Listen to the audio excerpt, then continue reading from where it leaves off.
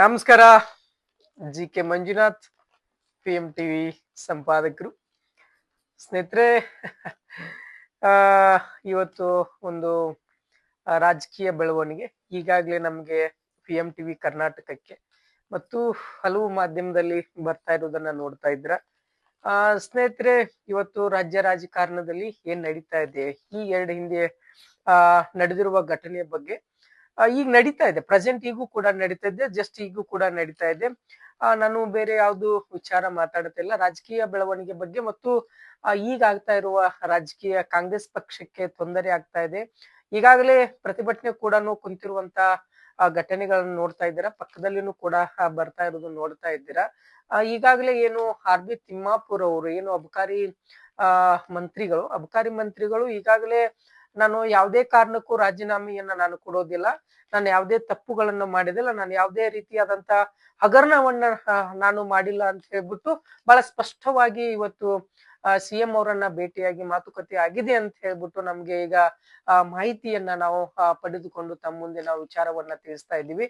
ಸ್ನೇಹಿತರೆ, ಈಗಾಗಲೇ ಏನು ಬಿಜೆಪಿಯಲ್ಲಿ ಇರುವಂತ ಕುಂದುಕೊರತೆಗಳ ಬಗ್ಗೆನೆ ಇವರು ಕೂಡ ಆರ್.ಬಿ. ತಿಮ್ಮಾಪುರ್ ಅವರು ಬಹಳ ಗಟ್ಟಿ ಧ್ವನಿ ಎತ್ತಿ ಅಲ್ಲೇ ಆಗಿರುವಂತ ತೊಂದರೆಗಳನ್ನ, ಲೋಪದೋಷಗಳನ್ನ ಇವರು ಹೋರಾಟದ ಮುಖಾಂತರ ಕೂಡ ಅದನ್ನ ಮುಚ್ಚಾಕುವಂತ ವ್ಯವಸ್ಥೆ ಕೂಡ ಆಗಿತ್ತು. ಬಿಜೆಪಿಯವರ ಎಲ್ಲೋ ಒಂದು ಕಡೆ ಡೌನ್ ಆಗ್ಬೇಕು, ಬಿಜೆಪಿ ಎಲ್ಲೋ ಒಂದು ಕಡೆ ಇಳಿಬೇಕು, ಇಳಿದಿದೆ ಅಥವಾ ಅದು ಇನ್ನೂ ಸ್ಟ್ಯಾಂಡ್ ಆಗ್ತಿಲ್ಲ ಅನ್ನೋದು ಕೂಡ ಎಲ್ಲೋ ಒಂದ್ ಕಡೆ ತಿಮ್ಮಾಪುರ್ ಅವರು ಕೂಡ ಬಹಳ ಕಾರಣ. ಯಾಕಂದ್ರೆ ಇಂತ ಒಬ್ಬ ದೊಡ್ಡ ವ್ಯಕ್ತಿ, ರೈತ ಕುಟುಂಬದಿಂದ ಬಂದಂತ ವ್ಯಕ್ತಿ, ಮೇಲಾಗಿ ಒಬ್ಬ ದಲಿತ ಮುಖಂಡ ಅನ್ನೋ ಬಹಳ ಒಂದು ಕಿರೀಟವಾದಂತ ಈ ವ್ಯಕ್ತಿ ತಪ್ಪು ಮಾಡಕ್ ಸಾಧ್ಯ ಇಲ್ಲ. ಯಾವನೋ ಒಬ್ಬ ಅಧಿಕಾರಿ ತಪ್ಪು ಮಾಡಿದಾನಂತ ಹೇಳ್ಬಿಟ್ಟು ನಾನ್ಯಾಕೆ ರಾಜೀನಾಮೆ ಕೊಡ್ಬೇಕು, ಯಾರೊಬ್ಬ ಬಹಳ ಸ್ಪಷ್ಟವಾಗಿ ಹೇಳಿದ್ದಾರೆ. ಯಾರೆಲ್ಲ ಅವನ್ಗೆ ಆಗಿದೆ ಅವನ್ ತಕ್ಕಂತ ಶಿಕ್ಷೆ ಆಗುತ್ತೆ, ನಾನೇನು ಮಾಡಕ್ಕಾಗಲ್ಲ. ಯಾವನೋ ಒಬ್ಬ ಅಧಿಕಾರಿ ಹೇಳಿದ ತಕ್ಷಣ ಅಥವಾ ಏನೋ ಒಂದು ಕಾಲ್ ಅಲ್ಲಿ ಬಂದ ತಕ್ಷಣ ನಾನು ರಾಜೀನಾಮೆ ಕೊಡಕ್ ಸಾಧ್ಯನಾ, ಅಥವಾ ನಾನು ರಾಜೀನಾಮೆ ಕೊಟ್ಬಿಟ್ರೆ ಸರ್ಕಾರ ಹೇಗ್ ನಡ್ಸಕ್ಕಾಗುತ್ತೆ, ಸರ್ಕಾರವನ್ನ ಹೇಗ್ ಉಳ್ಸಕ್ಕಾಗುತ್ತೆ ಅನ್ನೋ ಒಂದು ವಿಚಾರವನ್ನು ಕೂಡ ಈಗ ಮಾಧ್ಯಮದ ಮುಂದೆ ಹಂಚ್ಕೊಳ್ಳುವಂತ ವ್ಯವಸ್ಥೆ ಕೂಡ ಈಗ ಆರ್.ಬಿ. ತಿಮ್ಮಾಪುರ್ ಮಾಡಿದ್ದಾರೆ. ಅದೇ ರೀತಿ ಅಲ್ಲೇ ಪಕ್ಕದಲ್ಲೇನು ಕೂಡ ಏನು ಬಿಜೆಪಿ ಮುಖಂಡರು ಮತ್ತೆ ರಾಜ್ಯಾಧ್ಯಕ್ಷರು ಕೂಡ ಮತ್ತೆ ಅಲ್ಲಿರುವಂತ ಎಲ್ಲ ಬಿಜೆಪಿ ಮುಖಂಡರು ಕೂಡ ಪಟ್ಟು ಹಿಡಿದು ಕುಂತಿದ್ದಾರೆ. ಅವರು ಸಹ ಪಟ್ಟು ಹಿಡಿದು ಕುಂತಿದ್ದಾರೆ.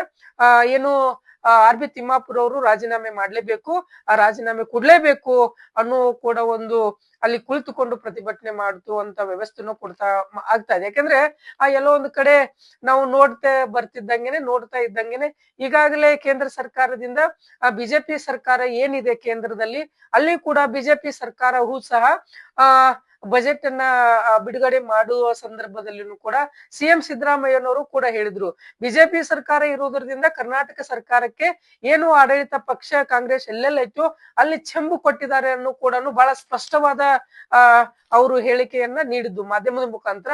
ಆ ಕಾರಣದಿಂದಾಗಿ ಎಲ್ಲೋ ಒಂದ್ ಕಡೆ ಇವರೇ ಬಜೆಟ್ ಅನ್ನ ಏನು ಧೂಮಪಾನ ಮದ್ಯಪಾನದ ಮೇಲೆ ಬಜೆಟ್ ಅನ್ನ ಹೇರಿಕೆ ಮಾಡುವಂತ ವ್ಯವಸ್ಥೆ ಕೂಡ ಆಗಿರೋದ್ರಿಂದ ಇನ್ನು ಹೆಚ್ಚಿನ ಮಟ್ಟದಲ್ಲಿ ಇನ್ನು ಆದಾಯ ಹೆಚ್ಚಾಗುತ್ತ, ನಾವೇ ಒಂದ್ ಕಡೆ ಕಾಂಗ್ರೆಸ್ಗೆ ಕೊಟ್ಟಿದೀವ, ಒಂದು ಹಾದಿ ಮಾಡಿ ಕೊಟ್ಟಿದೀವ ಅನ್ನೋ ಕೂಡ ಕರ್ನಾಟಕ ಸರ್ಕಾರದಲ್ಲಿ ವಿರೋಧ ಪಕ್ಷದವರು ಕೂಡ ಒಂದು ಅನಿಸಿದೆ ಅಂತ ಎಲ್ಲೋ ಒಂದು ಕಡೆ ಜನರ ಅಭಿಪ್ರಾಯ ಉಂಟಾಗ್ತದೆ. ಯಾಕೆಂದ್ರೆ ಈಗ ಧೂಮಪಾನದ ಮೇಲೆ ತೆರಿಗೆ ಹೆಚ್ಚು, ಮದ್ಯಪಾನದ ಮೇಲೆ ತೆರಿಗೆ ಹೆಚ್ಚು, ಎಲ್ಲ ಏನೇನು ಈ ದುಶ್ಚಟಗಳಲ್ಲಿ ಇರುವಂತ ತೆರಿಗೆ ಹೆಚ್ಚಳ ಮಾಡಿದ್ರಿಂದಾಗಿ ಎಲ್ಲೋ ಒಂದು ಕಡೆ ಇದನ್ನ ಜನರು ಬಿಡೋದಿಲ್ಲ.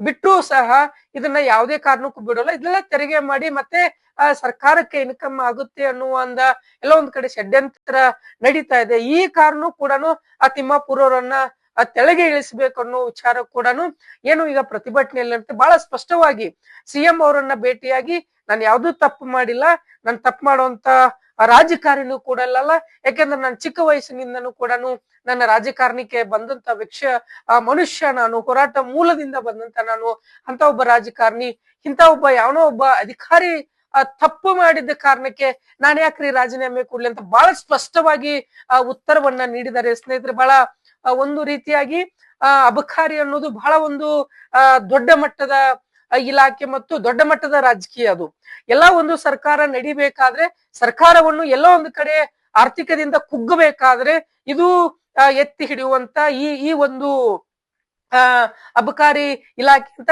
ತಮಗೆ ನಾನು ಬಹಳ ಸ್ಪಷ್ಟವಾಗಿ ಹೇಳ್ತೀನಿ. ಆದ್ರೆ ಯಾವುದೇ ಕಾರಣಕ್ಕೂ ಆರ್ ಬಿ ತಿಮ್ಮಾಪುರ್ ಅವರು ರಾಜೀನಾಮೆ ಕೊಡುವುದಿಲ್ಲ. ಅವ್ರು ಏನಾದ್ರೂ ರಾಜೀನಾಮೆ ಕೊಡ್ಬೇಕಂದಿದ್ದಾಗಿದ್ರೆ ಅಥವಾ ಅವ್ರು ಏನಾದ್ರೂ ರಾಜೀನಾಮವನ್ನ ನೀಡಲೇಬೇಕು ಅನ್ನುವ ವಿಚಾರ ಆಗಿದ್ರೆ ಅವರಿಗೆ ಅವರ ತಪ್ಪುಗಳನ್ನ ಅವರು ಮಾಡಿರುವ ಹಗರವನ್ನ ಸಾಬೀತುಪಡಿಸಿದ್ರೆ ಖಂಡಿತವಾಗ್ಲೂ ಅವರು ರಾಜೀನಾಮೆ ಕೊಡ್ಬೋದು. ಆದ್ರೆ ಯಾರೋ ಒಬ್ಬ ಅಧಿಕಾರಿ ತಪ್ಪು ಮಾಡಿದಾನೆ, ಯಾರೋ ಒಬ್ಬರ ಹೆಸರು ಹೇಳ್ಕೊಂಡು ತಪ್ಪು ಮಾಡಿದಾರೆ ಅಂದ್ಮೇಲೆ ರಾಜೀನಾಮೆ ಕೊಡ್ತಾರೆ? ಯಾರೀ ರಾಜೀನಾಮೆ ಕೊಡ್ತಾರೆ? ಸೊ ಇಂಥ ವಿಚಾರದಲ್ಲಿ ಅವರು ಬಹಳ ಸ್ಪಷ್ಟವಾಗಿ ಉತ್ತರವನ್ನ ನೀಡಿದರೆ ಆ ಕಾರಣದಿಂದಾಗಿ ತಮಗೆ ನಾನು ಟಿವಿ ಕರ್ನಾಟಕ ಮುಖಾಂತರ ಏನು ಎಕ್ಸ್ಕ್ಲೂಸಿವ್ ರಿಪೋರ್ಟ್ ಅನ್ನ ತಮ್ಮ ಮುಂದೆ ತಂದಿದೀವಿ ಅನ್ನೋ ವಿಚಾರವನ್ನು ಕೂಡ ತಮಗೆ ನಾವು ಬಹಳ ವ್ಯಕ್ತಪಡಿಸಿ ತಮಗೆ ನಾವು ವಿಷಯವನ್ನ ತಿಳಿಸಿದೀವಿ ಸ್ನೇಹಿತರೆ. ಈ ವಿಚಾರ ಇಷ್ಟ ಆಗಿದೆ.